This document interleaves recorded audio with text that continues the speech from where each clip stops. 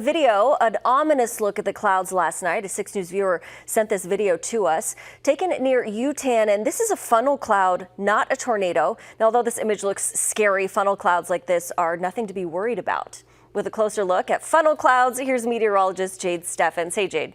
Hey, Jacqueline. Yes, so the main thing here that we want to focus on is this image does look scary, but the good news is funnel clouds like this are nothing to be afraid of. As you can see right here, it's pulling down from the sky a little bit, and funnel clouds like this one are not anything scary. So these are usually brief, rarely cause any damage, and spin-ups like these are common with colder air systems. So most of the time, these are not severe, and if you see one start to develop, do not panic. So what happens is there's an updraft that usually leads into some fronts. So what's happening here, we're seeing the thunderstorm updraft into the clouds, and that starts to rotate a little bit.